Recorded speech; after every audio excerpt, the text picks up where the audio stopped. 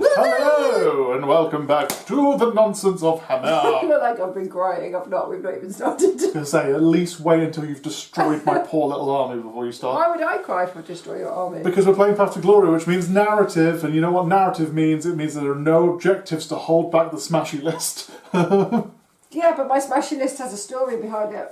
Yes, a story that is, I like to smash. I like to smash it, smash it. But Emma, here I ask you, what is Blighted Wilds? Do you know what the Blighted Wilds are? They are the things on Aqshy.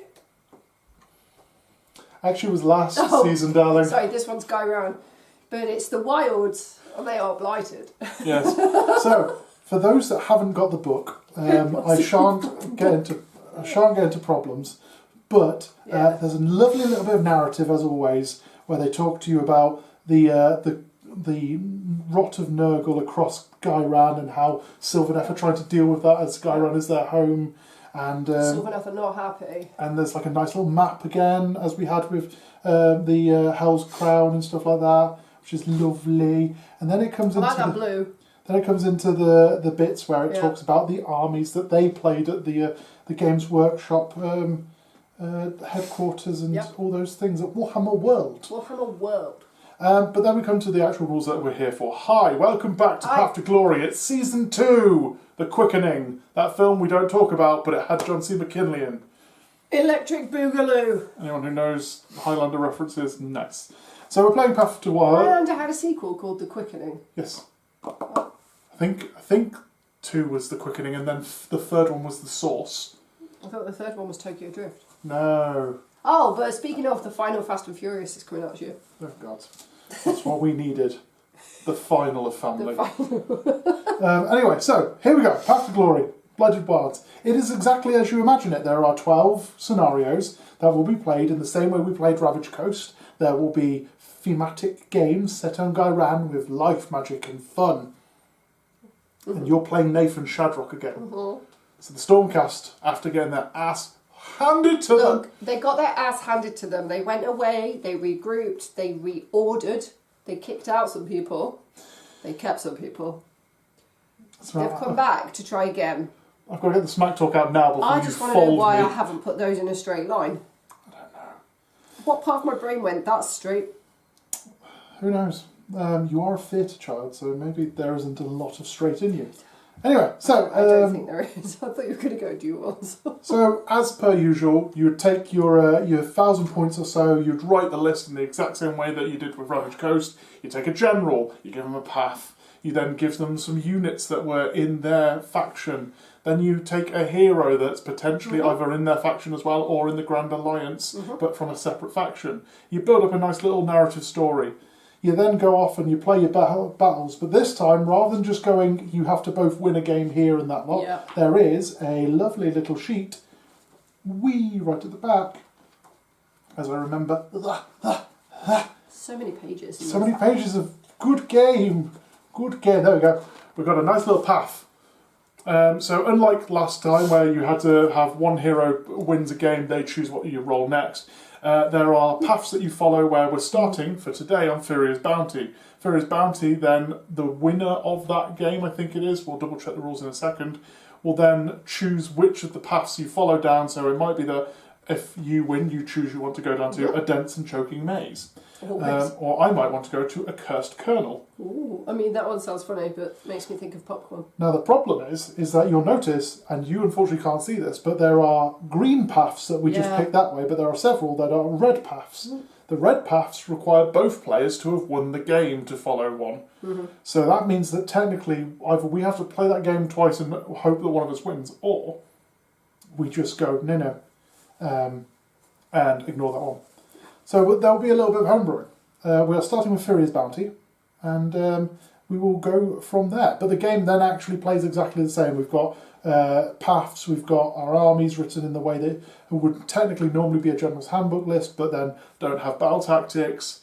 And then the game, rather than being like linked ley lines that have you score objectives and then you've got battle tactics on top, there are more thematic stories that you're playing as part of the game.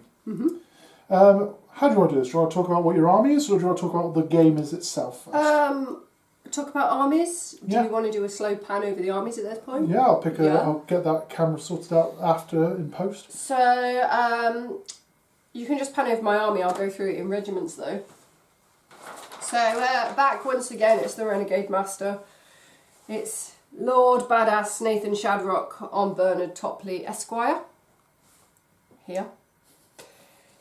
Because he can only have reclusion units in his regiment, as we found out. Ruination. Yes, Ruination. I'm very tired. Ruination units in his regiment. So he has a set of reclusions, and he has Lord Terry Terminus with their memoriam tokens, I say, right next to him. In unit number 2, please, we have Lord Imperatant, a newcomer to Path to Glory in the way that we're doing it. Otherwise known as Jonathan Staples and his loyal Griff Hound DCI Bones. They're back. He's also got 2 sets of Liberators. Liberator 1, Liberator 2, the Alpha unit, the Beta unit.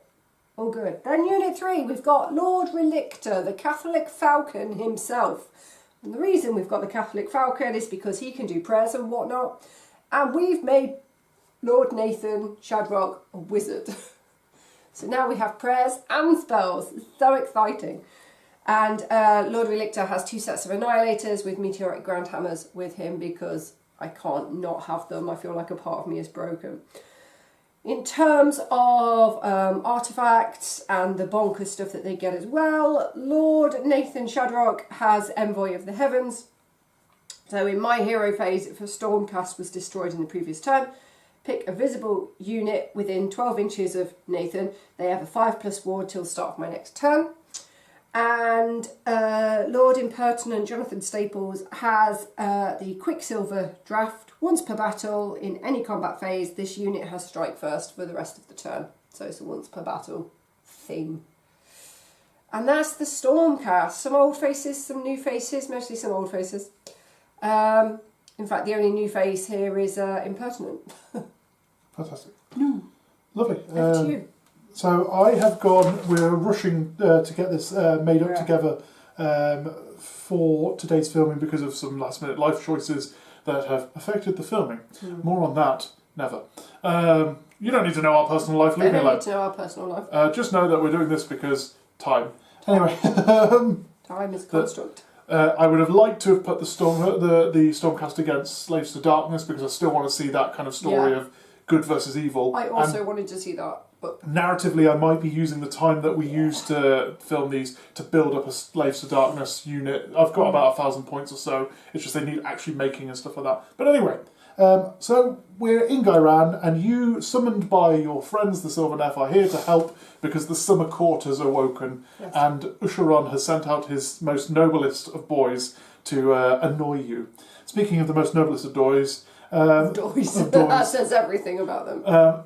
Earl Brendlewick Toombs will be leading the charge as an abhorrent archregent who's been using the Anvil of Apotheosis. He's a 250-point Earl, and I will put a thing on the screen here now where you can see his sheet. We'll also put it on the community page so you can see what his actual sheet looks like. He's a little less badass than Nathan. Still badass. I've still gave him all the bells and whistles, but he has been made in such a way that he's more, excuse me when I say this, I've made him more narrative, not more optimal. Yeah, I optimised. You have a game plan of, I want to smash things. I had a thing of, it makes sense that he has wings, so I'll give him leathery wings to make him fly. Yeah. Anyway, makes sense that my guy has wings.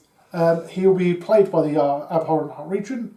In his regiment, he has a Crypt Haunter Courtier and 2 Crypt Horrors, followed by single or minimum strength units of Morpeg Knights. Regiment 1, we have, as promised in our chat not merely months ago, we are doing a Scourge of Ghyran abhorrent Gore Warden, because we did say we'd use Scourge of Ghyran rules. Did say that. So that'll be fun for terrain and stuff like that as well. He's got a set of Crypt Flayers with him. And then finally, the other narrative character, Abhorrent Cardinal, or Pope de Nope as I call him, with a set of Crypt Guard and a Varghulf Courtier by the name of Hans, for he has a craving that only Hans can satisfy. Hey. Anyway, That was dreadful, but I loved it. I've given Stronger in Madness to Brendlewick, or the Archregent, and the Gore Warden I have given the Grizzly Pennant for giving us a 1,500 points on the nose list. Other than that, not a lot else to say, other than I gave... it'll already be in the sheet, I was about to say, I can tell you the path. Gave him something quite fancy, I can't remember actually off the top of my head now. But yes, I'm on the path of the storm. you're on the path of the storm. Also, I have Strength of the Tempest, which means my wound rolls get +1, so they're currently 2s. Which is from your path of the storm. Lovely. So yeah, that's the lists. Now we just need to quickly work out what in God's name is going on in the game. Yeah, we don't know. We've not played this yet. This is our first time. It. This is our first time. So, Blighted Wilds, set up the battlefield however you feel fit. You set up a load of terrain. Then you pick one terrain feature outside of your territory to be contaminated. Once those have been picked from one player each, you then roll on a 4+. The remaining terrain feature will become contaminated, rolled individually per terrain feature. We did. Guess what the contamination means? Bad. You lose D3 mortals. So, at the beginning of your turn, you will pick a random contaminated terrain feature. Yeah. Then, if it's been remediated by you, Yeah. you only pick enemy units near it. If not, all units near it, and when I say near it, within 3 inches. You'll roll dice for each unit, and on a 1 they take a mortal. On a 2+, they have strike last for the rest of the turn. Okay. At the end of the turn, you can do a once per turn end of turn ability to pick a friendly unit within 3 inches of a contaminated terrain feature. Then they roll a d6. On a 3+, the terrain feature becomes remediated by your army. The unit that remediated it gets 2 renown points. Okay. And then finally, in the movement phase, there's the boon of vitality. So if your friendly unit is not in combat and is within 3 inches of a terrain feature that you have remediated, you roll a dice, and on a 1 to 2, nothing. On a 3, you get +1 to run and charge. On a 4, you get -1 to wound rolls that attack you for the rest of the turn. On a 5, you get a 5+ ward for the rest of the turn. And on a 6, you get to automatically rally that unit with a 9d6 rally, but no command point spent. Okay. That's that. To mark that, you'll notice that there are red and blue orcs next to each terrain feature. I don't know if you're panning. There will be a panning, yes. There are red and blue terrain features. We'll remove the one for the army that has remediated it. So as I'm the defender, blue ones will be removed for my remediation, and red ones will be removed for yours. We're nearly there, gang. Jesus, there's a lot of setup when it comes to this first one. Luckily, next episode, it will literally just be, hey, let's play the game. Yeah. Sorry. Thyria's Bounty. We are playing with, you'll notice that there are 6 objectives set up on the board. Each are set to the colour of the friendly unit. These will be ingredients clusters. Yes. They are set up within your territory, 3 each, and they count as being friendly to your units, but enemies to your opponent. Yeah. The twist is, once per turn army, end of any turn, pick a friendly unit within 1 inch of an enemy ingredient cluster to be the target. Remove the cluster from the battlefield and give that target a wild crafting harvest token. Then passive. If the unit has a wild crafting harvest token and is destroyed, before removing the last model from play, remove its wild crafting harvest token, set up an enemy ingredient cluster within 1 inch of that model. So it's basically Emberstone clusters. Yeah. And then Glorious Victory. From the 3rd battle round onwards, at the end of the battle round, if one player's unit has a wild crafting harvest token and is within 1 inch of a friendly ingredient cluster, and there are no enemy units with a wild crafting harvest token within 1 inch of any enemy ingredients clusters, that player wins a major victory. Okay.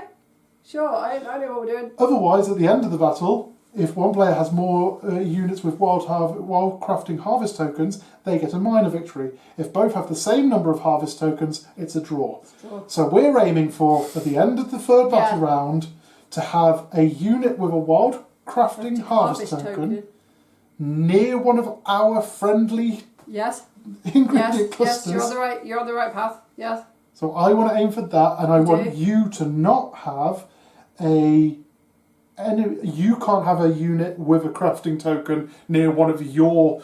Basically, yeah, you're trying to fill one of your pots by taking the ingredients from the other person. Basically that. This is going to be hilarious. With that, we have deployed. I won deployment, so I'm going to ask for you to go first. Okay.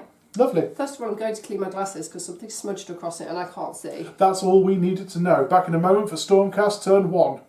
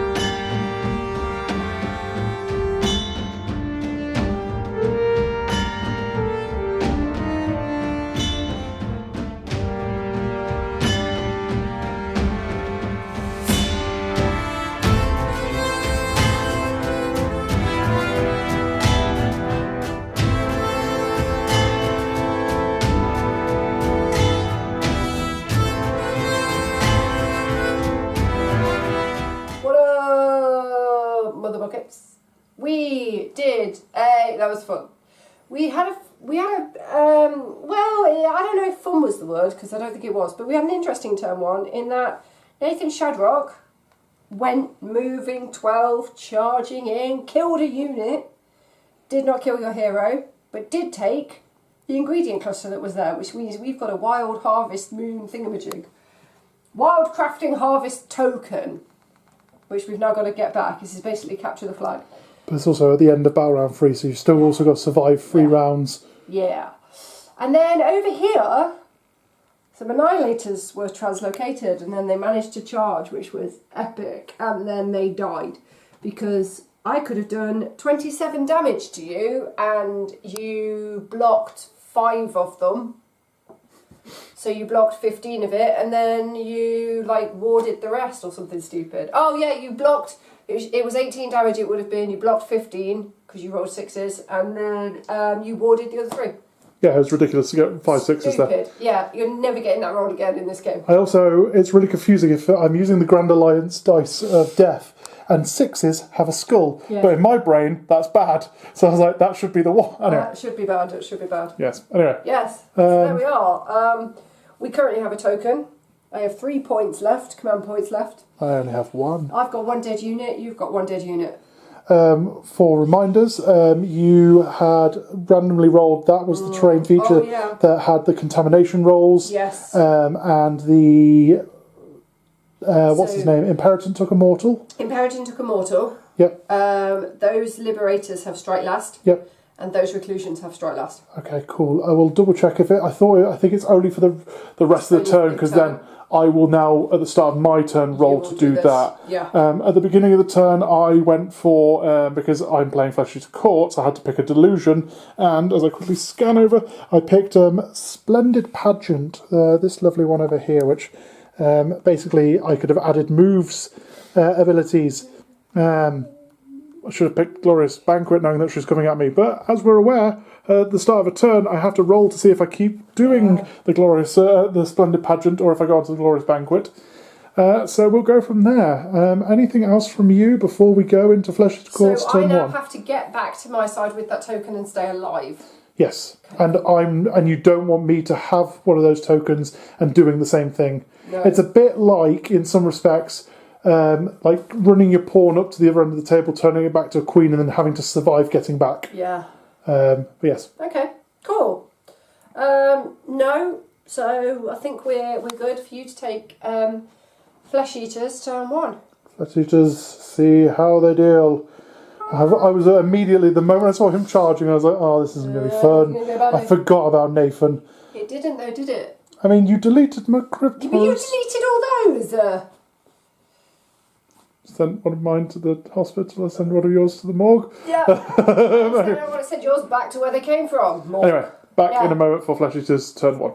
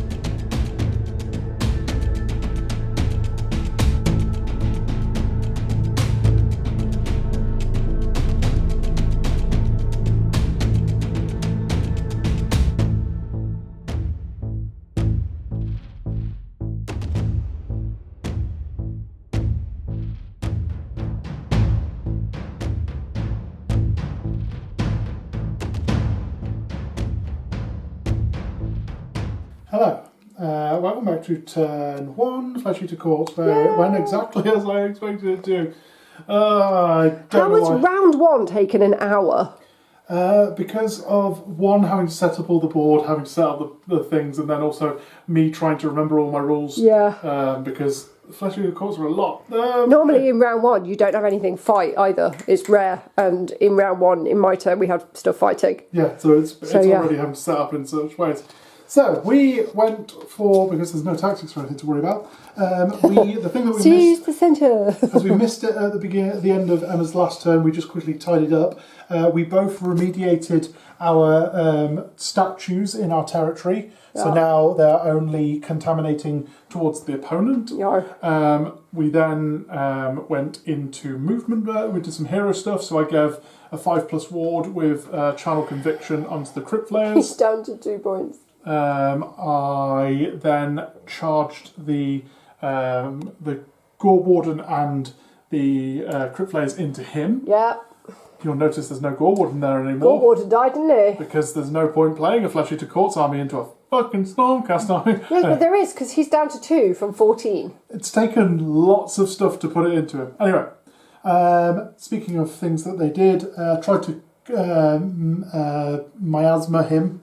Which would have made him, every 1 that he rolls on attack rolls, did immortal to him. Unfortunately, he didn't get it. No. Is that what it did? Yes. On the other side of things, Brendelwick gave Hans, the Varkov courtier, the... Which one's Brendelwick? This guy? Yes. Gave him deranged transformation, sending him up off the board. But unfortunately, over this way, charges just weren't good. We needed a 10 and a 12, respectively, to get up this way and couldn't get it. And then, finally over this way, the outskirt Morpeg Knights over here charged up into the Annihilators, set 2 of them dead, put 1 of them on 1 wound taken, and then bounced off them over this way to take the ingredient cluster over here. Mm-hmm. And that is all she wrote for my turn. The only other thing is he picked up that ingredient cluster, and then we both tried to remediate. So you remediated there, and I failed to remediate this one. Yeah. That was the turn. Tried. Okay. Anything for you? Not really. Nathan's down to 2 points, so... That's all you care about, isn't it? It is. You Nathan Shadrock. almost deleted my second lot of Annihilators. But shall we go into turn 2? Let's roll to see who goes first. And then nick one of your dice. I'm going to nick one of yours. Oh, this is the Feel of Death. 4. Oh, 2. I shan't double turn you, because double turning would mean that you would be the underdog forever. And I can't remember if there's anything else that I would gain for problems from that one. I can quickly flip back and find out. what the rules are for. Steve is looking at the book. Yeah, this is the problem with the first game. Is there's always that part. We don't of, like, know what we're doing. Oops, sorry. Season initiative. It would be at the start of each turn. You would roll a dice for each of my CP to see if I gain if you steal them. Oh, I see. Okay, interesting. You know what? Actually, yeah, I am going to steal the turn. I'm going to take it, and we'll see how that works. Because you would immediately become the underdog, giving you 5 CP. I'd get 4. Then you'd roll 4 dice, and on 5 ups, you would steal one of my CPs for each of them. Okay. Let's do it. I believe it is that, isn't it? Okay. Roll dice for each command point your opponent has. Yeah, it's not when I spend them. So yeah, if you want to roll now, you can see if you steal them, or do you want to do it in a minute? I'll roll them now. How many am I rolling? So roll 4d6, and each 5+ means I lose a CP, you gain it. 1. Cool, so I have 3 CP, you have 6. I have 6. Okay. So that's fun. cool. Thank you. Back in a moment for the double turn of the Flesh Eater Courts to see how well we survive. Back in a moment.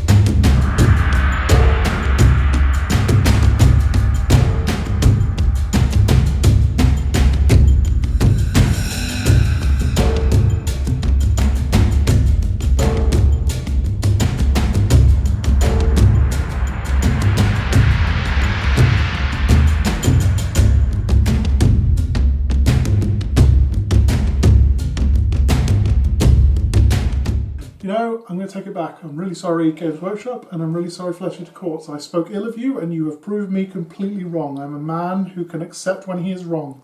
Do you know what's really nice? Interesting. This book came out on my birthday this year.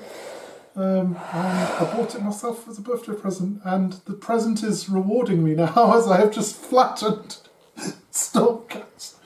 Apologies, I'm not being a dick. You are being a dick. I don't mean to be a dick. I am enjoying the game with you. I'm excited to see how I'm going to suffer in but 10 minutes time. Oh, don't worry, you're really not. You've still got Reclusions. Yeah. You've still got Liberatis. Yes.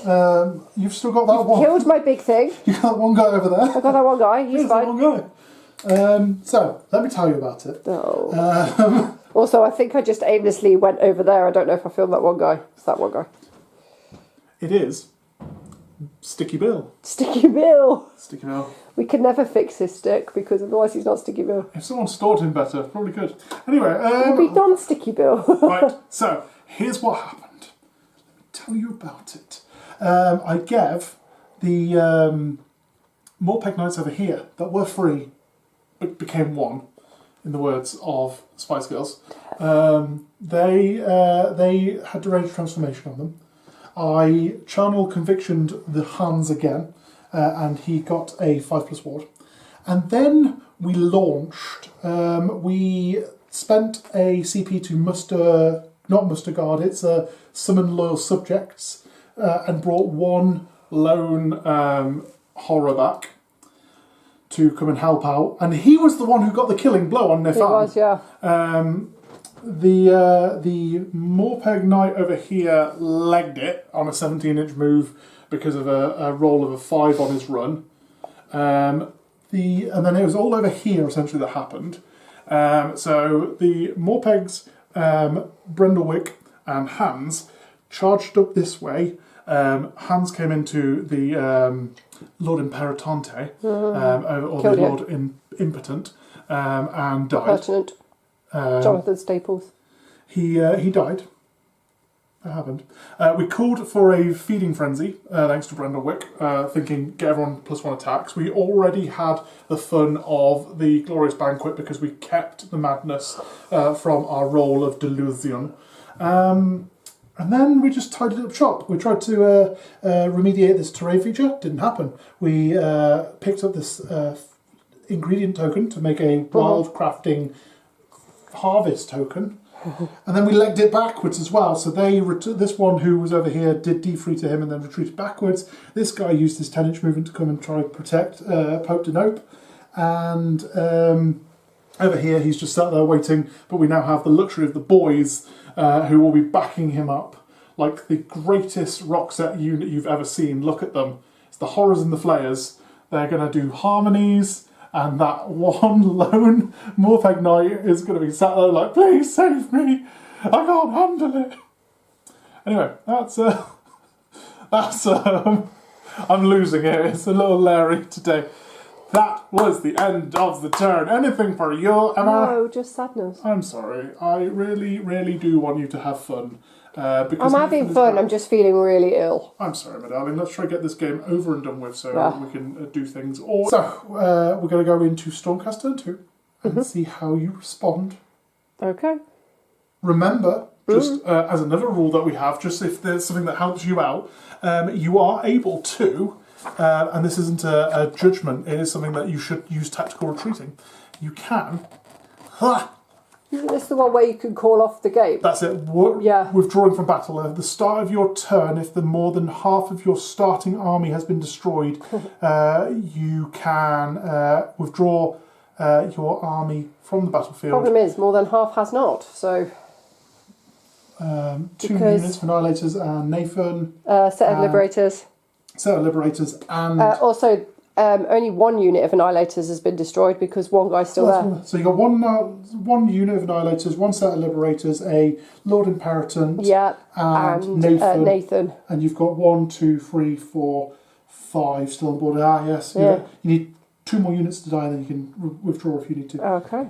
Just as a heads up. Yeah. Anyway, that is that. Should we come back in a moment for your turn 2?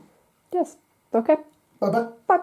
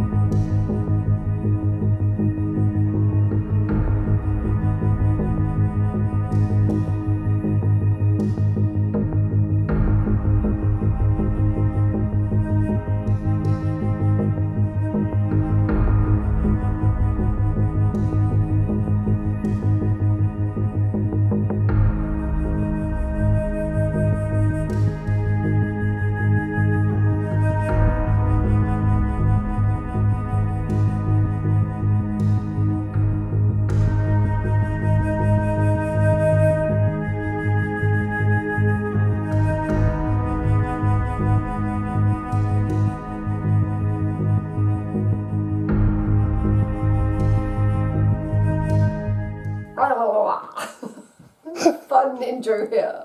That was not terrible, but also that was fairly bad. So, what happened? We moved forward with what we had. We moved an Annihilator forward. You ran away like a pussy. We made Terry and the Reclusions go that way. Terry brought you down to 1 wound remaining, and you still didn't die. The audacity. But the Reclusions slammed the purple things, the Vargheist. Slam them, they are dead. Liberators did nothing over here because we rolled really badly and I don't know what was going on. But you killed 2 of them. So, you know, win some, lose some. Pope de Nope did nothing. The clue is in the name. And then this guy moved, fought, you ran away from him afterwards. Leaving him on 1 wound. Leaving him on 1 wound, you did D3 mortals and you ran. You left him on 2 wounds taken. Like a baby. 2 wounds taken though. I'm on 1 wound remaining. 1 wound remaining. This is where we are. The Annihilator's just floating out in Warhammer soup. So the problem that you have, like we've just been saying, is at the end of the next battle round, if Brendlewick gets down here to that one, or I can remove combat over here to mean that that one ends near that one. I've got the win because you've not picked up a terrain. You've not picked up a harvest piece and Not taken it back to from one of you, yours no. yet. No. So it is potential to happen. Shall we roll off to see who goes? 2. 5. Ah. I will continue turn, and I'll take turn first to try set up as much as possible. Shall we film how our mine goes and then talk it if it needs to be, and therefore? Yes, we shall. Back in a moment.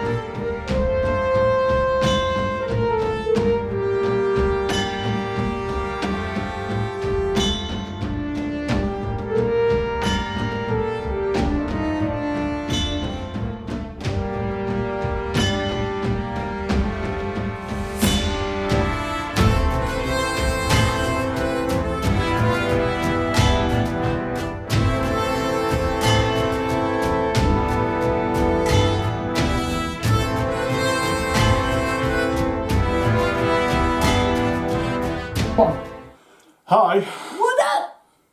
I lost! It's been such a weird game. Clammy. Yes, stress. So yes, Much stress. as you will have seen, was it your turn or my turn that we just did? Yours, because Yes. Okay. I Yes. said no. So I basically just charged down with Brendlewick, Pretty summoned the corpse mare stampede because I was like, I just want to get it out. I literally made it 10 minutes before we started filming because I was like, I just want to get everything I can possibly. It's very pretty though, I like that. Yes. I like it. It'll look better when it's painted, sorry. Anyway, so charged into your Relictor, killed him, summoned a Morpeg Knight back to try keep that guy over there surviving, and then we then just suffered in the middle. So we finished with, you deleted my everything over there apart from my lone Crypt Horror, leaving you with 2 reclusion, 3 reclusions. But Terry died. And 1 more peg remaining on 3 wounds left, but with a token and backing up. I've been doing my wards properly this time. That's good, with the retreat ability that he has. Yeah. Then, other than that, the in the middle you had your 2 liberators tied up with the Varkov courtier and the priest. So that kind of left us at a point where it's like, if in my turn I spend my final CP to redeploy the Archregent onto the other terrain piece, or just manage to survive over here with the reclusions, I would automatically win the game at the end of the turn, which is why you then chose to honourably retreat. Yes. Or withdraw. Withdraw, what's it called? Withdraw sounds better. Retreats are a tactical retreat. Tactical retreat. Yes. Tactical retreat. So, that ends the game with a major victory in the Fleshy Court's favour. Yes. I was tempted to swap over the idea at the beginning of this, and we still may, because it might be fun to play the test around of what happens. But it'd be really interesting to see Stormcast versus Slaves to Darkness, just because they're so kind of like good, evil versions of free up saves, freeze and freeze. The game again. Not right now. No. But like, it might just be a case of either I build up my Slaves to Darkness to have just a 2,000 point game, or it'd be interesting to see them challenge one another in a Stormcast storyline thing. But more on that potentially later. So with that, I believe we've got the immediately after a 40 battle plan using the battle plan. Once warriors have discovered a route, the plan stays unlocked. So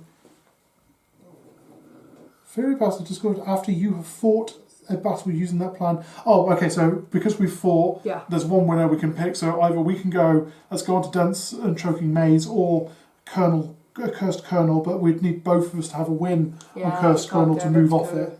So I'd say immediately go on to Dense and Choking Maze. Yep. Yeah. Yep. Cracking. So that is that. If we get the glorious victory, we then get to some other bits, but we'll deal with that in the aftermath sequence, which we'll do in about 5 seconds for you guys. For us, it's probably been about 2 minutes. So, thank you very much for watching. If you're not sticking around for the aftermath, we will see you next month. We're going to plan to go for the current plans is to go continue monthly, but you'll have monthly episodes of this Path to Glory as we go through. There is a minimum of 3, 4, 5, 6 episodes in this series if we're following the path here, but then also we might add our own narrative elements to it for fun as well. But if you guys are interested in seeing what Blighted Wilds looks like, stick around for the series and let's see how the Flesh Eaters and the Stormcast handle one another. Yes. Anything from you, my darling? No, I guess. It's okay. It's okay. You still have boys standing, which is always good. Yeah. And as we're always aware, the Stormcast just blink out and then come back down with the lightning and stuff like that. So it's not the end of the day for them. So yes, if you're not sticking around, thank you very much for watching. Thank you. Thank you very much for playing. Thank you. So it's been a very long day. Thank you for playing. Yes. And until then, until next time, yes. It has been 0 days since your last nonsense. Tatty bye. Bye.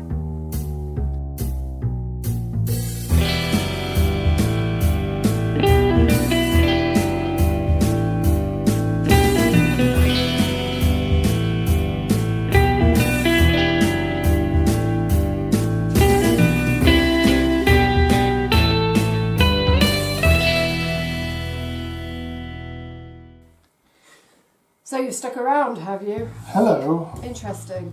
Welcome. Time for some aftermath. Aftermath, yes. Aftermath. So, some battle plans have victory conditions to win this. For later battle plans, you can. So yes. So a reward, because I win on Thyria's bounty, I can either have +1 to remediation rolls or for friendly units in the next game, or I can pick an enchantment or. And give it to one of my eligible units, or pick a spell and prayer. Now, because of the way the Blighted Wilds list writing goes, I'm full on my spells and lists anyway, because I've took the free prayers, spells and manifestations. Likewise. Well, not manifestations, because I don't have them, but I've also done the But this is how you then gain them later in that way. So I'm going to take the... I think it'd probably be best to take... I'm going to take the +1 to remediation rolls because I was really struggling to roll on the remediation rolls. That was when the dice were letting us down. So that's that. +1 to rem rolls. Game 2. Lovely. Aftermath sequence. So we earned glory points. So we both played in a game and it was 1,251 points to 1,500. That gets us an immediate 150 glory points. 150 GP. I won a major victory, so I gain another 50p. And then, was your general slain? Yes. Mine wasn't, so I will gain another 20. So that, for me, is 220 GP. It is indeed. Yours is 150. Yes. But still decent. I like the fact that you just get loads just for playing. I just took part. I got a participation medal. Renown. You get renown in more ways than one. So any units that did a remediate I've got the Liberators who get 2 renown points each because of what was said earlier in the game. Yeah. Does it matter that one of those units died? No, because it's still getting that for... It's still getting it from the remediate. Yeah, it's fine. So my priest got 2 renown. And I don't believe I took anyone else off because the blues are everywhere still. So blue, blue, blue, blue, blue. Yeah, I didn't get any over or off, so that's that. But for fighting in the battle, everyone gets D3 renown unless they were destroyed, therefore they only get 1. So, those liberators there, D3 get +3. Get 1 RP. The reclusions. My courtier gets 1 RP. So my flares and my courtiers are the only unit that was fully destroyed to my knowledge. Just scanning over the board again. So they were fully destroyed, so they get 1. They just get 1.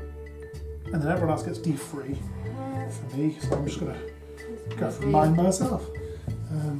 Pull up my list. I need to type this up because this is bad. Same. So, Terry, Nathan.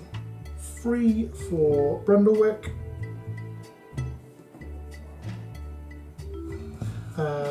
Horrors gets D3 because 1 is still surviving. Okay. So 2 for the Horrors.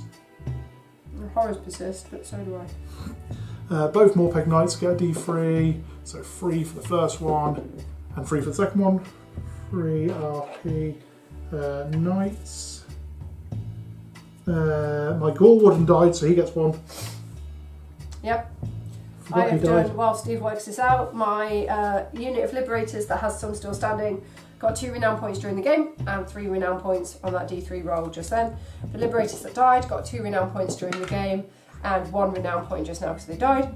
The Reclusions got 2 renown points on the D3.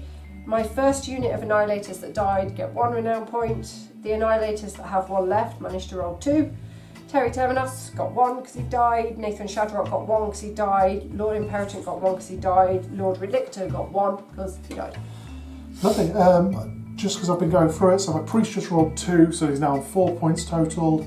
Flayer's got 1, Courtier got 1, my General Brundlewick got 3, the Horrors got 2, both sets of Morpeg Knights got 3, the Gore Warden got 1, and the Varghulf Courtier rolled 3 as well. Pick a favoured warrior to be the favoured unit of your My game. Reclusions. They get D6. D6 renown. Plus 3, so 5. You know what? I'm probably going to give it 2. Just thinking of how well That they did. Morpeg Knight that last Yeah, week. that Morpeg Knight, or potentially Hans. That's nothing. Hans did things. He deleted DCI I would buttons. have said Morpeg Knight, you just Okay, couldn't that's die. fine. The grey Morpeg Knights get an extra 2. So It's your models, I don't mind. RP 4 greys. Hopefully they're painted by the next video. Lovely. Paths, if anyone gets up to 5 renown points, they can now start the aspiring unit. So my Reclusions can start aspiring. So can my Morpegs. We're not going to pick the lists now. You'll see in the next episode how we've got them. So I'll put Path. Actually, so can those Liberators. Is it picking one? So non-unique units can embark on Paths. Once they have gained 5 renown points, they gain the first rank inspiring. Oh, okay. So yes, both of them could get them. So that Liberator are also aspiring. We've then got managing of the roster itself. So you can promote a hero. So if they are currently an auxiliary unit, you can move them to their own regiment. You can also move any units that would go with them into that regiment. I don't think either of us have any auxiliaries. No, it's not a So that's problem. fine. We can expand our army, so we can add 1 Path to Glory, a landmark of Ghyran, which is the custom-made terrain piece. Or That means you, we have to make something, and I don't think we have the capacity to do that. or you can add a unit to your roster, or reinforce a unit with your roster. Okay. I personally am not going I to don't do think that. I'm going to. Not Judging just by yet. what I've done, I don't think I'm going to. I'm still trying to get to grips with the army itself, so Yeah. I'm quite happy to keep mine where it is at the moment, and potentially spend some points later on down the line, because also it means I don't have to paint as much for the next time. Exactly, yeah. There is also that. So yeah, you can reinforce a unit, you can add a unit. You'd have to spend glory points, I I believe, don't want to. to get them anyway, so yeah. Yeah. Retire units. So Lord Nathan Shadrock already started on 5 renown points. Is that a mistake? No, that's right. Oh, that is Your right. general starts on 5. Okay. Because he's now gone up a little bit. You can manage your 6. enhancements, so you have enhancements, so you're like, I should probably move that from one person to another. I don't know any. I'm probably going to move my stronger in madness to my Gore Warden, mainly because it's currently doubling an ability that Brundlewick's custom list has. Fine. So I'm going to move that. Change path, change a general. None of these are things I want to do. Realised, so my general is now on 6 renown points. Does he jump to the next rank? No, you need to get up to 15 renown points to get up 15 to that next before I one. get to elite. Okay, cool. Yes, so that's all those. And Yeah. then finally, the part that you don't like as much, which... Wounds? The wounding. Now, what part is it that you don't like? Because this is interesting It for just our goes view- on for me. Just goes on? Yeah. Yeah. I'm just like, I mean, because it's a narrative story, and you're saying that you're coming back and forth. No, like we'll do it. Let's do it. It's the point is you lose things. If you get up to say 18 wounds on you, you then are removed from the game entirely. Yeah, succumbs to his injuries. So I'm happy to say, is it the part of the wounds itself, or is it the abilities that they get from them? You know, it's like the part the of the wounds scars. itself. It's not so much the scars because they can be fun. I'll tell you what, because it's our own path to glory, I'm happy to say we're not going to do wounds for this one. What if we didn't for this game? Because I'm saying, what if we didn't do wounds for this game? Well, the beauty of the game is we're currently in a narrative where the world is full of life magic, so potentially you're healing too much as it is. We're just healed so much. So if you don't like this part, I'm happy to homebrew rule that we don't do step 4 of this. Okay. It means that you're never going to lose a unit without retiring them. There is that, yeah. But it is that thing of actually now the life magic is so chaotic and overflowing that actually it means that you're healing quicker when you go back to camp. Okay. If you're sure. What I will say is, on a fairness thing, something we didn't do at the beginning of this game is you're meant to pick one unit to rest at the beginning of each game. Oh shoot, okay. I purposely didn't say to do it this turn because it felt like as the off board of a game, it feels silly that they'd be like, hang back. Yeah, why would they rest in the first game? I reckon, so starting with the player with the lowest rank, each player picks one unit in their army to be resting. That unit is not used this battle round and does not count to the points total of this army's battle. Okay. I say that the next game going onwards then, if we're not going to do wounds, let's do that. we do 2 units rest a game. Okay, 2 units rest. And then that will also encourage you to buy more units to then add them in to be like, well, I want to have more things on the board.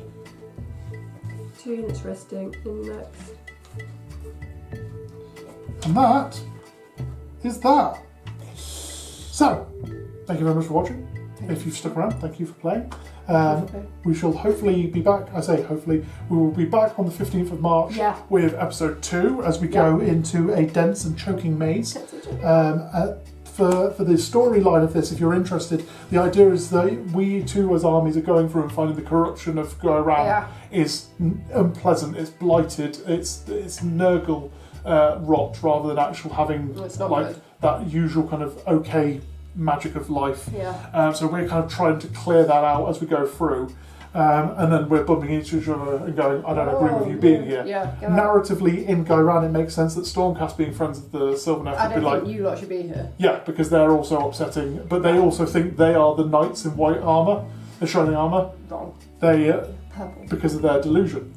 So it makes perfect sense as we go through the story. So yes, until next time, it has been 0 days since your last nonsense. Bye! Bye.